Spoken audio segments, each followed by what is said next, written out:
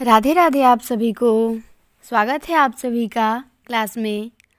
तो हम लोग हिंदी साहित्य का दूसरा इतिहास देख रहे थे, जिसमें हमने पिछले वीडियो में अष्टछापी कवियों को देखा था, अष्टछाप काव्यधारा में आने वाले 8 कवियों को। तो आज हम देखेंगे मधुरोपासक कवि। कृष्ण काव्यधारा में मधुरोपासक कवि को हम देखेंगे। तो शुरू करते हैं। वल्लभ संप्रदाय के कवियों के समय में ही मधुरोपासक भी लिख रहे थे। मधुरोपासक राधा कृष्ण की रह केली की गोपी भाव और सखी भाव से उपासना करते हैं। इन कवियों में 2 प्रसिद्ध कवि हो गए हैं, हित हरिवंश और हरिस्वामी। पहले ने राधा वल्लभ संप्रदाय की स्थापना की और दूसरे ने सखी संप्रदाय की। तो ये कह रहे हैं कि मधुरोपासक कवि में 2 ज़्यादा फेमस हैं, एक हित हरिवंश और एक हरिस्वामी। राधा वल्लभ संप्रदाय का प्रवर्तन हित हरिवंश ने किया है और सखी संप्रदाय का प्रवर्तन हरिस्वामी ने किया है। फिर आगे दिया है कि कुछ लोग राधा वल्लभ संप्रदाय का संबंध ब्रह्मा या मध्व से जोड़ते हैं। यह मानना उन लोगों का है जो हर वैष्णव संप्रदाय को चतुः संप्रदाय में किसी एक से जोड़ने के पक्षपाती हैं। चतुः संप्रदाय के अंतर्गत रामानुज, निम्बार्क, विष्णु स्वामी और मध्वाचार्य आते हैं। तो चतुः संप्रदाय के अंतर्गत कौन आता है ये भी हमें ध्यान देना है। चतुः संप्रदाय में 4 आते हैं आचार्य, रामानुजाचार्य, निम्बार्काचार्य, विष्णु स्वामी और मध्वाचार्य। वैष्णव कहलाने के लिए इनमें से किसी से जुड़ना अनिवार्य है, अन्यथा उसे वैष्णव बिरादरी से बाहर कर दिया जाता है। किंतु राधा वल्लभ मत का अनुशीलन सिद्ध करता है कि यह एक स्वतंत्र संप्रदाय है और इसी प्रकार सखी संप्रदाय भी अपने आप में स्वतंत्र है। राधा वल्लभ मत के कवियों का वर्ण है कि राधा कृष्ण का नित्य विहार दर्शन। नित्य विहार के 4 तत्व हैं, कृष्ण है, राधा है, सहचरी है और वृंदावन है। राधा कृष्ण वृंदावन में नित्य विहार करते हैं। जीवात्मा सखी भाव से नित्य विहार दर्शन का सुख प्राप्त करती है। सखी भाव का भी मूल तत्व यही है। दोनों में ही विधि निषेध के लिए जगह नहीं है। हाँ, राधा वल्लभ मत में राधा कृष्ण की अवतारी युग्म है, पर सखी संप्रदाय में शाश्वत परात्पर ब्रह्मा है। राधा वल्लभ मत में वृंदावन इस धरती का वृंदावन है और सखी संप्रदाय का ब्रह्मा मानसिक है। तो अब हम देखेंगे हित हरिवंश को, जो मधुरोपासक कवियों में सबसे प्रमुख हैं। तो हित हरिवंश का जन्म हुआ था 1502 ईस्वी में। तो ये ध्यान देना है। 52 में मर गए, मतलब 50 साल कुल इन्होंने जिया था। 1502 में जन्म हुआ, 1552 में मृत्यु। इनकी 2 रचनाएं उपलब्ध हैं। ये भी ध्यान देना है कि हित हरिवंश की कितनी रचनाएं हैं? 2। एक स्फुट पदावली है और एक क्या है? हित 84 है। हित हरिवंश की 2 रचनाएं मिलती हैं, स्फुट पदावली और हित 84।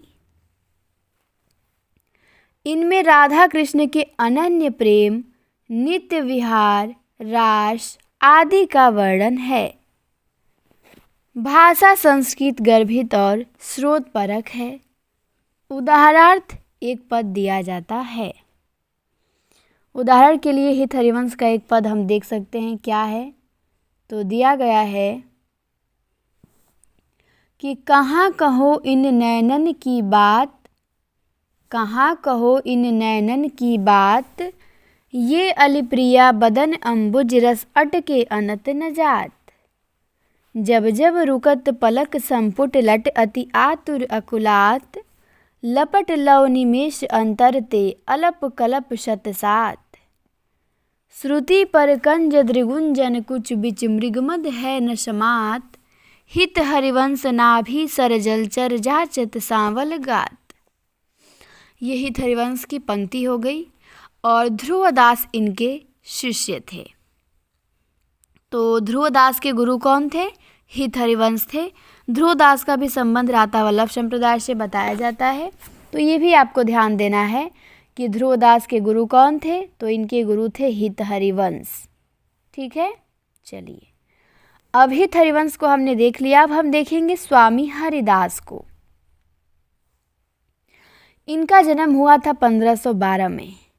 स्वामी हरिदास का जन्म 1512 में हुआ था और हरिदास संप्रदाय को सखी संप्रदाय भी कहते हैं। इनके संप्रदाय को सखी संप्रदाय भी कहा जाता है और हरिदासी संप्रदाय भी। इसमें राधा कृष्ण की निकुंज बेली की सखी भाव से उपासना की जाती है। इस संप्रदाय के भक्त कवि कुंज द्वार पर खड़े होकर राधा कृष्ण केली का दर्शन और वर्णन करते हैं। हरिदास अपने समय के प्रख्यात संगीतज्ञ थे। तो ये भी ध्यान देना है कि स्वामी हरिदास अपने समय के प्रख्यात संगीतज्ञ थे और तानसेन इन्हें गुरुवत मानते थे। तानसेन जो है स्वामी हरिदास को अपना गुरु मानते थे और कहा जाता है कि अकबर भी इनका संगीत सुनने वृंदावन आया था। तो अकबर किसका संगीत सुनने वृंदावन आया था? स्वामी हरिदास का। इनके कृष्ण यदा यदा ही धर्मस्य ग्लानिर्भवति भारत के कृष्ण नहीं हैं।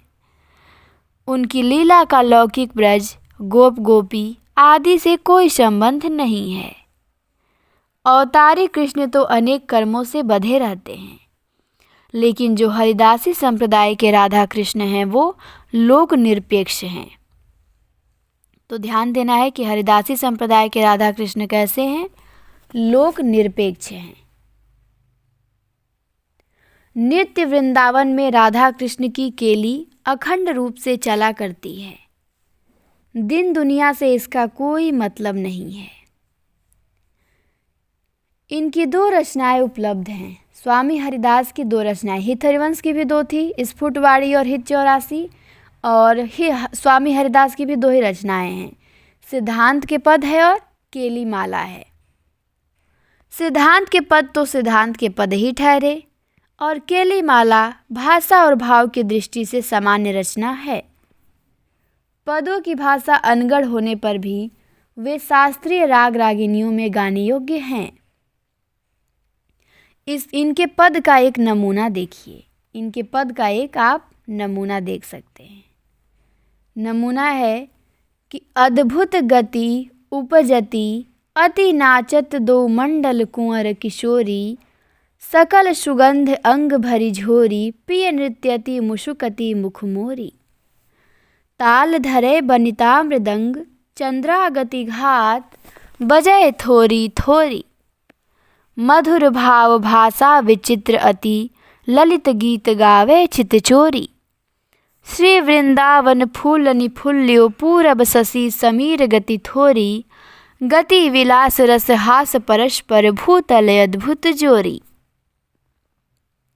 ये स्वामी हरिदास के कुछ पद थे। आगे भी दिए गए हैं 2 लाइन और है कि श्री जमुना जल विथकित पुदु पनी छविरतिपति डारत त्रिंतोरी श्री हरिदास के स्वामी श्यामा कुंज बिहारी जू को रस रसना कहे कोरी।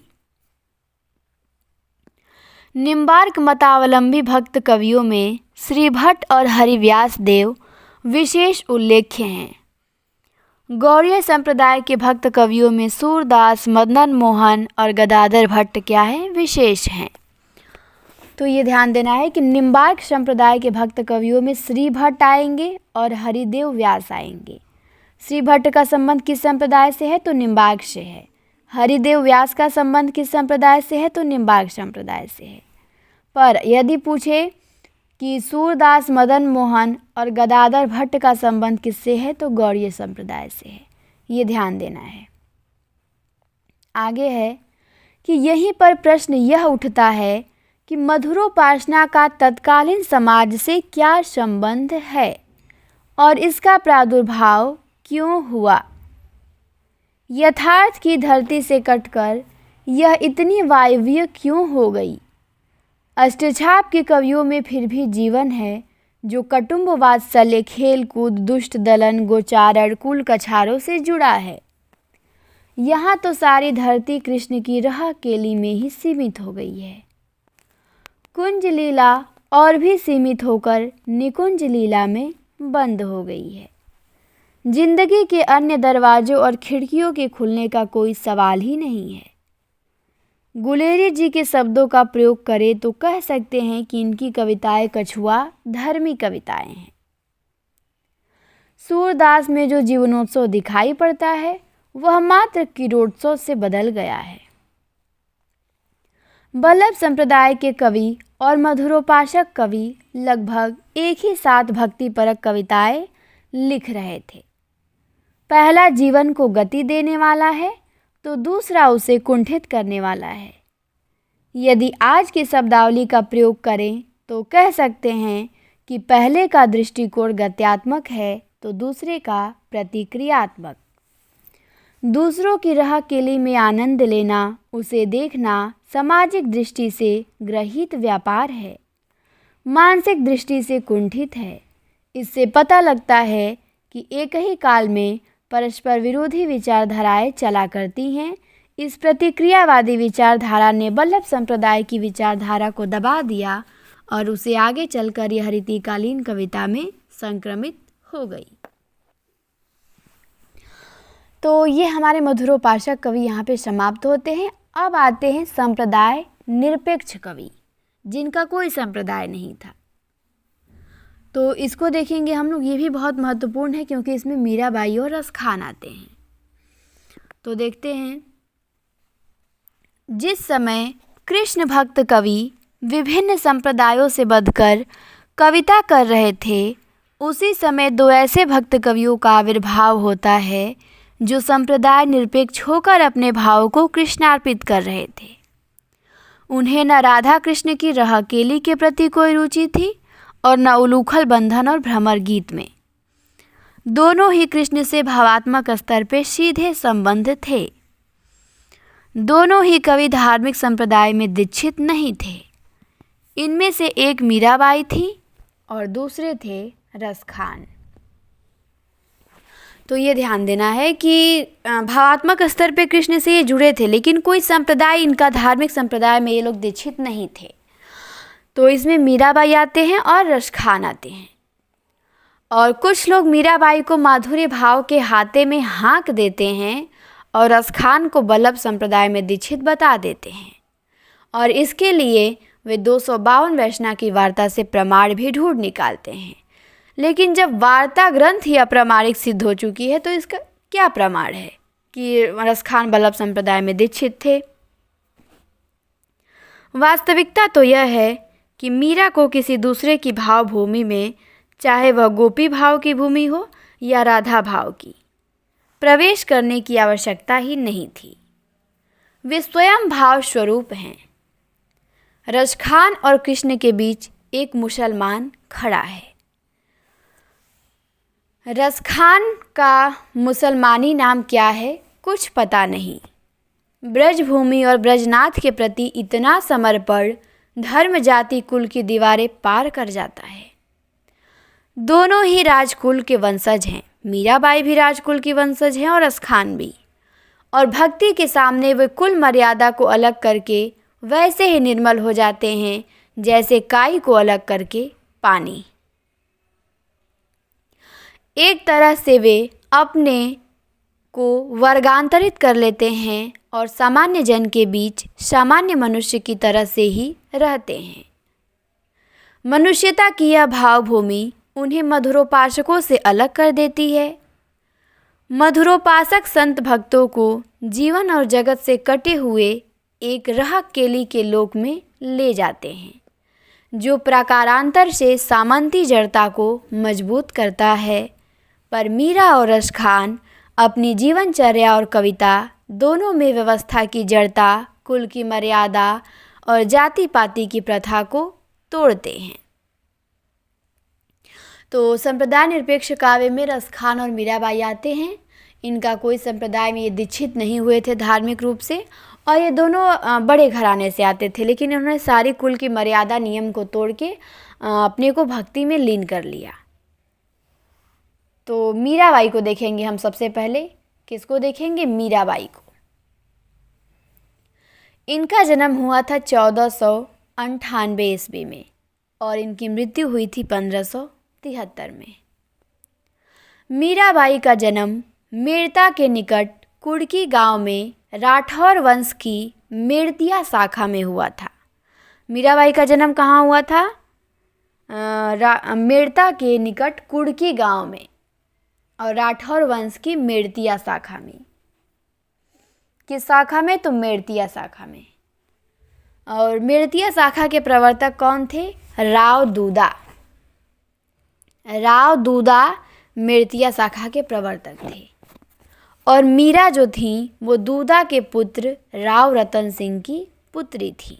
मतलब राव दूदा मीराबाई के दादाजी थे। मीरा 2 वर्ष की भी नहीं हो पाई थी कि उनकी माता का देहांत हो गया। अब राव दूदा उन्हें मेड़ता ले आए। उनके दादाजी उन्हें मेड़ता लेके आए। वे स्वयं वैष्णव थे। उनके यहाँ साधुओं का सत्संग हुआ करता था और मीरा पर इसी परिवेश का प्रभाव पड़ा और वे बाल्यकाल में ही कृष्ण भक्ति की ओर उन्मुख हो गईं। उनका विवाह राणा सांगा के ज्येष्ठ पुत्र भोजराज के साथ हुआ। तो मीराबाई का विवाह किससे हुआ? राणा सांगा के ज्येष्ठ पुत्र भोजराज के साथ हुआ। और विवाह के 7 वर्ष के बाद ही भोजराज की मृत्यु हो जाती है। जन्म के 2 वर्ष के बाद माता की मृत्यु और विवाह के 7 वर्ष के बाद भोजराज की मृत्यु हो जाती है। बाल्यकाल में कृष्ण प्रेम की बोई हुई बेली नए वातावरण में बड़ी हो गई। वे साधुओं के सत्संग और पूजा पाठ में अपना समय व्यतीत करने लगी। चित्तौड़ का सिसोदिया वंश राजपूतों में सर्वश्रेष्ठ समझा जाता था। राणा सांगा की पुत्र वधू का यह स्वच्छंद आचरण राज परिवार को कैसे सहायक हो सकता था? राणा सांगा के उत्तराधिकारी विक्रम सिंह ने उन्हें अनेक यातनाएं दी। तो राणा सांगा के जो उत्तराधिकारी या दूसरे पुत्र थे विक्रम सिंह, अब इनके पति की तो मृत्यु हो गई, तो अब उनके जो पुत्र बचे विक्रम सिंह, इनके देवर कहे जाते हैं। तो इन्होंने मीराबाई को अनेक यातनाएं देने शुरू कर दिया। और यातना कर्म में राणा का मंत्री विजयवर्गी वाड़िया भी था। सामंत और महाजन दोनों ने मिलकर संकट उत्पन्न किया और वे खुशी खुशी विष का प्याला पी गई। पिटोरे में भेजे हुए सांप भी उनका कुछ नहीं बिगाड़ सका। और कहते हैं कि जाको राखे साइयाँ मार सके ना कोई। और मीरा का बाल भी बाका नहीं हुआ। विष का प्याला पी गई तो भी उनका कुछ नहीं हुआ और उन्हें पिटारी में करके सांप भेजा गया था उनको डसने के लिए, तो भी उनको कुछ नहीं हुआ। उसके बाद वे वृंदावन चली गई और वहाँ चैतन्य मत के शास्त्र प्रणेता जीव गोस्वामी से भेंट हुई। तो प्रश्न बनता है कि मीराबाई की भेंट वृंदावन में किससे हुई थी? तो जीव गोस्वामी से हुई थी। और गोस्वामी ने इन्हें पूरा सम्मान दिया। उनको लगा कि उनके गिरधर नागर तो द्वारिका जा बसे हैं। वे वृंदावन से द्वारिका चली गई और रणछोड़ जी के मंदिर में भजन कीर्तन करते हुए उन्होंने अपनी इहलौकिक लीला समाप्त की। मीरा की रचनाओं की कुल संख्या 11 बताई जाती है। तो ये भी ध्यान देना है, मीराबाई की रचनाओं की संख्या कितनी है? 11 है। कौन कौन सी? गीत गोविंद की टीका, नरसिंह जी का मायरा, राग सोरठा के पद, मलार राग, राग गोविंद, सत्यभामानुरूषणम, मीरा की गरबी, रुक्मणी मंगल, नरसिंह मेहता की हुंडी, चरित और प्रस्फुट पद। ये मीरा की कितनी रचनाएं हैं? 11 रचनाएं हैं। और इनमें से स्फुट पद को छोड़ के शेष अप्रामाणिक हैं। तो मीरा की 11 रचनाएं मिलती हैं जिनमें से प्रामाणिक केवल एक ही है, वो है स्फुट पद। तो ये आपको ध्यान देना है कि इनकी केवल एक रचना प्रामाणिक है, वो स्फुट पद है, बाकी सब अप्रामाणिक हैं। उनके स्फुट पद मीराबाई की पदावली के नाम से प्रकाशित हो चुके हैं। मीराबाई एक और सामंती अभिजात्य को एक झटके में तोड़ डालती हैं तो दूसरी ओर उनकी रचनाओं में अभिजात्य का संगम दिखाई पड़ता है। प्रिय के प्रति उनका प्रेम सामान्य मानवीय मर्यादा का उल्लंघन नहीं करता। कृष्ण भक्त कवियों की तरह न आलिंगन न परिरंभण की मुद्राएं हैं और न अतिरंजनापूर्ण संयोग श्रृंगार है। जो कुछ है वह मर्यादित है। उनका संयोग वियोग बहुत कुछ निजी और पारिवारिक सा है। उनमें एक और निर्गुण पंथ का योग है, अनहद नाद है, शून्य महल है, सूरत है, त्रिकुटी आदि है, तो दूसरी ओर सूरदास के विनय की पदों की तरह पद भी हैं। एक और दाम्पत्य राग है तो दूसरी ओर असहाय विरह कुलता है। उनका स्वच्छंद व्यक्तित्व किसी रूढ़िग्रस्त धार्मिक घेरे में नहीं बंधता। मीरा के प्रत्येक पद गिरधर नागर का स्मरण किया गया है। उनके हर एक पद में आपको गिरधर नागर का स्मरण मिलेगा। पर प्रश्न होता है कि कृष्ण को अन्य कवियों ने कन्हैया, वंशीधर, नंदनंदन, श्याम सुंदर आदि नामों से याद किया है, केवल मीरा ने ही गिरधर नागर को प्रियतम के रूप में क्यों याद किया? राणा सांगा के परिवार से जो राजपूत जाति का मुकुटमणि था, अलग होकर साधु संतों के संग साथ रहना गैर मामूली बात थी। अत्यंत आत्मविश्वास के साथ वे कहती हैं कि सी सौ द्यो रूठियो तो मारो कोई का कर ले सी। उनको इस बात का पूरा एहसास है कि राठौर डारी धियड़ जी सीसोदार साथ, पर वे करे तो क्या करे। कहती हैं कि राणा जी मारही प्रीत पुरवली मैं काई करूं। अतः गिरधर के अतिरिक्त और कौन रक्षा कर सकता है।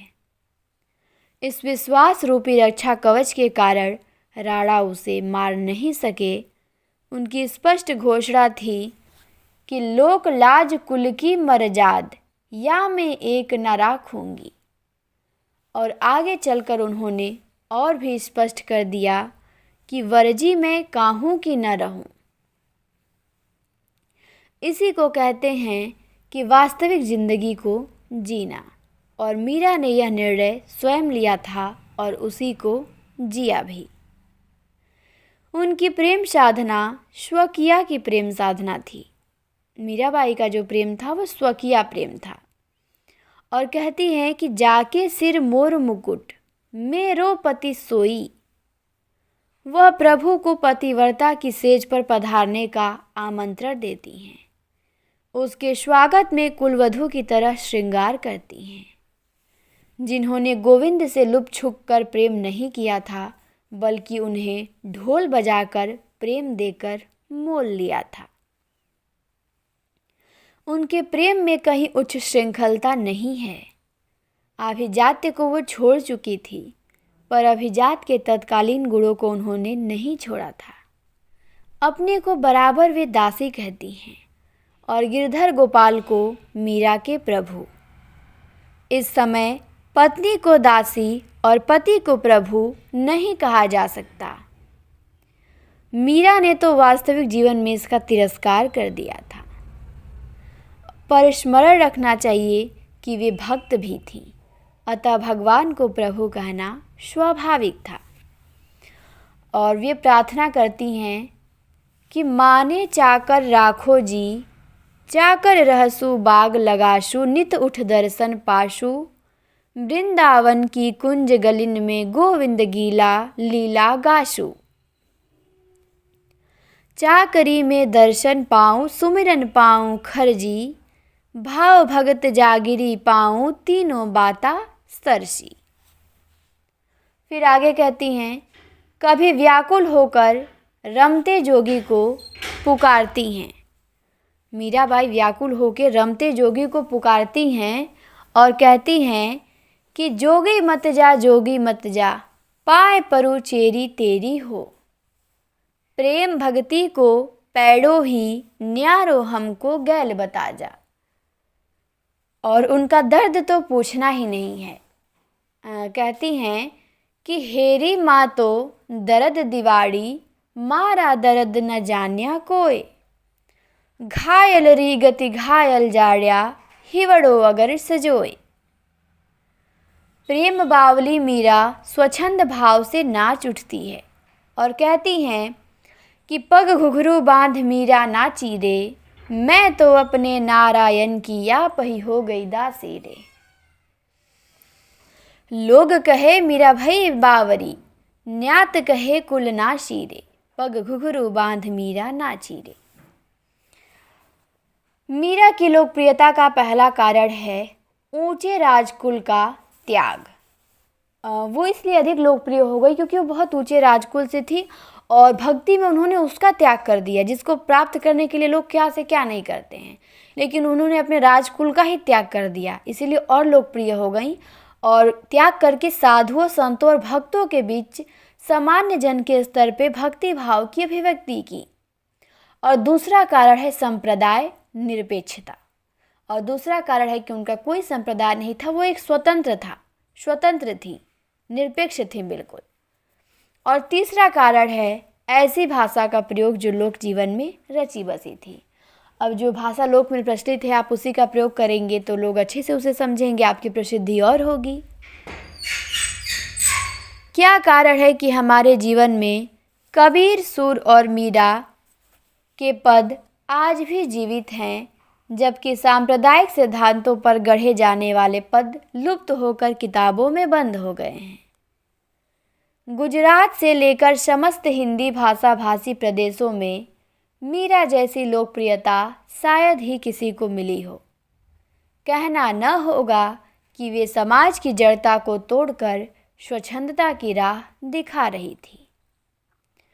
मीरा को समझने के लिए उनके जीवन संघर्षों और तत्कालीन जड़वादी सांप्रदायिक भक्तों के सामंती प्रतिबंधों के परिप्रेक्ष्य को दृष्टि से ओझल नहीं करना होगा। तो ये हमारी मीराबाई हो गई। मीराबाई को हमने देखा, समझ में आया होगा आप लोगों को। इनका जन्म स्थान ध्यान देना है, इनके पति का नाम, पिता का नाम, इनकी भाषा और इनका संप्रदाय निरपेक्ष थी ये भी ध्यान देना है। और इनकी रचनाएं 11 हैं, उनमें से सबसे प्रामाणिक स्फुट पद है। ये सब चीज़ें आप लोगों को ध्यान देनी है, ठीक। और पंक्तियों को तो ध्यान देना ही है मीराबाई की। और मीराबाई के बाद हमारे आएंगे दूसरे कवि रसखान। रसखान आएंगे। इसके बाद हमारा ये जो काव्य है कृष्ण भक्ति काव्य धारा समाप्त हो जाएगा और हम आ जाएंगे राम भक्ति काव्य धारा पे।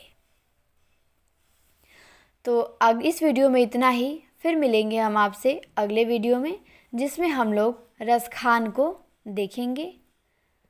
तो उम्मीद करते हैं क्लास आप लोगों को अच्छी लगी होगी, समझ में आया होगा। आप सभी को क्लास देखने के लिए बहुत बहुत धन्यवाद। फिर हम मिलते हैं अगली क्लास में।